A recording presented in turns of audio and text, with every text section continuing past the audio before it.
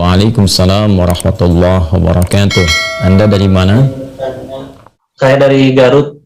Dari Garut. Baik. Semoga Anda dan keluarga mendapatkan rahmat dan ridha Allah Subhanahu wa taala, dan semoga percikan rahmat dan ridha itu diberikan juga kepada kita semuanya. Dipersilahkan.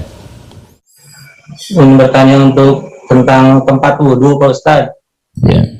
Ya, misalkan di rumah kan terkadang tempat wudhunya itu menyatu dengan toilet, WC. Nah, itu bagaimana? Apakah Islam memandang tentang itu? Baik. Terima kasih Mas Wildan, dan pertanyaan ini barangkali juga mewakili pertanyaan dari saudara-saudari kita yang lain terkait dengan hal yang dimaksudkan. Idealnya memang tempat wudhu itu berpisah dengan toilet. Mengapa? Karena di dalam tempat wudhu itu kita juga menyertakan berbagai macam kalimat-kalimat thayyibah yang mengiringi proses wudhu, baik sebelum ataupun setelah wudhu itu dilangsungkan. Bukankah kita saat berwudhu kan mengucapkan Bismillahirrahmanirrahim, kan? Sebagai mula kita mengerjakan segala kebaikan dengan dasar yang Nabi sabdakan, kullu amrin tibalin la yubda'u fihi Bismillahirrahmanirrahim fahuwa abtar. Dan itu juga sebagai ekspresi ungkapan gambaran atas niat yang kita tujukan dari wudhu itu, kita arahkan untuk mendapatkan ridha Allah Subhanahu wa taala.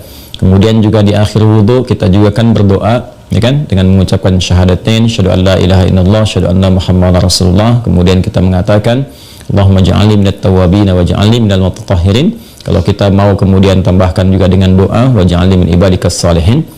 Sedangkan kalimat-kalimat thayyibah yang berupa permohonan-permohonan doa dalam kebaikan ataupun menyebut asma-asma yang mulia, nah itu kan umumnya tidak diutarakan saat kita berada di dalam toilet, karena toilet punya sifat tertentu. Sifatnya hanya untuk menyalurkan atau membuang hadas, baik yang sifatnya kecil ataupun juga besar, dengan cara-cara tertentu yang boleh jadi juga melahirkan najis. Sedangkan wudhu itu tidak seketika juga menyatu dengan menghilangkan najis, bisa jadi hanya hadasnya saja, belum tentu ada najisnya, kan? Sedangkan kalimat-kalimat thayyibah sangat tidak disukai diungkapkan dalam keadaan-keadaan kita masuk toilet. Karena itu saat masuk toilet kita kan berdoanya doa memohon perlindungan kepada Allah dari godaan-godaan setan yang berkumpul di tempat-tempat yang buruk, seperti toilet dan semisalnya. Allahumma inni a'udzubika minal khubuthi wal khaba'ith. Nah, kemudian ketika kita keluar, kita kan beristighfar tuh, ghufranak, ghufranak, mohon ampunanmu ya Allah. Nah, ada yang mendetilkan itu, kenapa kita minta ampunan ketika keluar? Karena kita menahan diri dari pengungkapan kalimat thayyibah yang biasanya kita ucapkan di setiap tempat, istighfar, sholawat dan sebagainya. Nah, ketika itu terputus saat masuk toilet, seakan-akan ada sifat tawadhu, kita memohon ampunan karena nggak mampu mengungkapkan, karena itu tempat yang tidak pantas, diungkapkan itu di tempat yang tidak sesuai. Maka ketika keluar kita mengatakan ghufranak kalau ada hal-hal yang tidak tepat di dalam dan tidak mampu mengerjakan hal yang biasa kita kerjakan. Itu adab saja, takdib di dalamnya. Nah, karena alasan inilah akan lebih bagus kalau tempat wudhu itu bisa terpisah sendiri dengan toilet, sehingga nanti kesempurnaan hal-hal yang mengiringi bisa dilakukan. Bila pun memang keadaannya tidak memungkinkan dan hanya ada itu, dan bisa didapatkan di dalam berbagai kondisi, Anda ke mall misalnya kan, tidak ada tempat spesifik wudhu, taruhlah demikian kondisinya, atau bahkan dalam kondisi tertentu, bahkan saat haji atau umrah yang begitu padat tempat wudhunya misalnya, dan Anda hanya menemukan ada toilet tapi ada keran yang disiapkan terpisah di dalamnya itu. Nah, ini kondisi-kondisi demikian masih memungkinkan. Jadi kalau ada kondisinya sifatnya tidak terpisah keadaan tempat wudhunya, maka tidak ada masalah ketika Anda berwudhu dalam keadaan juga menyatu tempatnya dengan toilet, karena kaidah juga mengatakan ad-daruratu tubihul mahdharat. Kondisi-kondisi yang mendesak itu, kondisi-kondisi yang tidak biasa itu membolehkan, bahkan yang terlarang pun asalnya diperkenankan. Nah, ini kan sifatnya tidak terlarang, hanya tidak disukai, makruh sifatnya, nggak ada nas haram di dalamnya, tapi sifatnya tidak disukai. Tidak disukainya itu karena kita tidak bisa mengungkapkan hal-hal baik yang mungkin kita bisa lakukan saat kita berwudu. Jadi kita berdoa harus keluar dulu setelah selesai wudu, baru kemudian kita bisa berdoa. Ataupun Bismillahirrahmanirrahim hanya kita bisa ungkapkan dalam hati, nggak bisa kita lafadzkan, Doa-doa pun kita iringkan di dalam hati. Nah, itu hal-hal yang menjadikan kita kemudian tidak maksimal. Pun demikian juga ada satu kondisi lain, itu kan tempat berkumpulnya setan di tempat-tempat yang kurang bagus itu, sehingga godaan-godaan saat berwudu dan sebagainya, nah itu kadang-kadang lebih banyak. Nah ini tentunya juga di satu sisi tidak berlaku juga ya kondisi ini saat misalnya kalau mandi besar, kadang-kadang kan juga tempatnya menyatu juga dengan toilet, kan mandi besar juga berlangsung wudu di dalamnya, ya kan? Nah ini kita harus fleksibel juga dalam kondisi-kondisi demikian. Jadi ini yang mau saya katakan, tidak berhukum haram, itu bisa dilakukan. Kalau tempatnya kita misalnya memungkinkan untuk berpisah, bagus ada dipisahkan. Tapi kalau menyatu pun tidak ada masalah, kan? Tidak ada masalah sepanjang dalam keadaan-keadaan darurat tertentu dan tidak berhukum haram. Ya, apa dalilnya? Yang tadi saya sampaikan. Ya, tidak ada nas spesifik mengharamkannya, dan kadang-kadang kita mandi besar juga ya, al-ghuslu dari janabah dan semacamnya juga berlangsung, dan dalam mandi besar juga ada wudu. Namun barangkali kesempurnaan itu tidak bisa kita iringkan dengan kalimat-kalimat thayyibah yang diungkapkan, hanya dalam hati kita lakukan.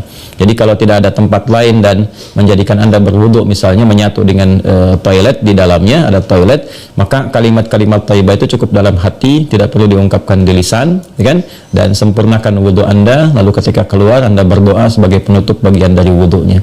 Demikian kiranya bisa disampaikan. Wallahu ta'ala a'lam bissawab. Dan sebelum saya menutup, ada sesuatu yang sangat menarik ketika Ibnu Abbas radhiyallahu taala anhuma menyampaikan kisah Nabi SAW ya saat beliau berada di kediamannya Sayyidah Maimunah radhiyallahu taala anha, dan malamnya kemudian bangun ya, bangkit dari tidurnya, duduk dulu menghilangkan bekas ngantuk. Nah ini ditemukan di Sunan Abu Daud nomor hadis 1367. Thumma dhahaba ila syanin mu'allaqah, kemudian beliau pergi ke tempat tertutup. Nah syanin mu'allaqah ini enggak disebutkan tempat tertutupnya, apakah dia sifatnya mirhad, ya kan? Apakah tempatnya toilet yang menyatu, kamar mandi, ataukah dia tempat wudhu, ya kan? Bidha, ataukah dia tempat wudhu. Nah ini yang tidak disebutkan, keadaannya tempat tertutup saja. Ini memberikan kesan bahwa bisa jadi kalau itu yang dimaksudkan adalah tempat yang tertutup, itu toilet dan semacamnya, jelas ya dilakukan dalam bentuk tertutup sehingga tidak tampak aurat dan sebagainya, itu fikih yang lain. Tapi kaitan dengan wudhu juga itu cukup menarik juga.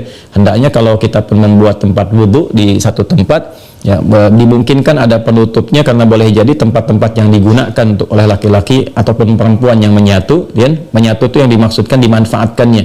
Ya boleh jadi ada perempuan juga yang masuk ke situ, kan di satu tempat tuh nggak ada kekhususan gitu ya. Nah, tapi tempat-tempat lain sekarang sudah lebih bagus. Ini untuk laki-laki, ini untuk perempuan, tuh nggak ada masalah.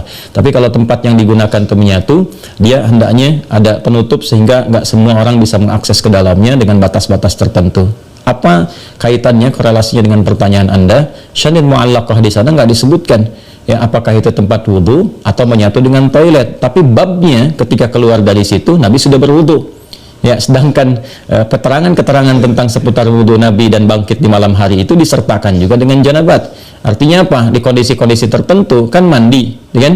Dalam mandi itu kemudian ada proses wudhu dan sebagainya. Ini menunjukkan kesan bahwa dalam mandi itu kan ada selain hadas juga ada sifat-sifat lain yang dibersihkan, ya kan? Bisa jadi juga yang mengandung najis seperti buang air kecil ya, dan sebagainya kan menyertai dalam mandi itu. Nah ini memberikan kesan bahwa tidak ada hukum spesifik haram untuk mengerjakan wudhu di dalamnya, karena ada proses yang tadi saya sebutkan. Tapi lebih disukai kalau hanya untuk wudhu semata, tidak disertai dengan mandi yang lainnya, kalau ada tempat yang terpisah sehingga bisa menyempurnakan bacaan-bacaan yang dimaksudkan. Demikian Mas Wildan ya, semoga bisa dipahami dengan baik.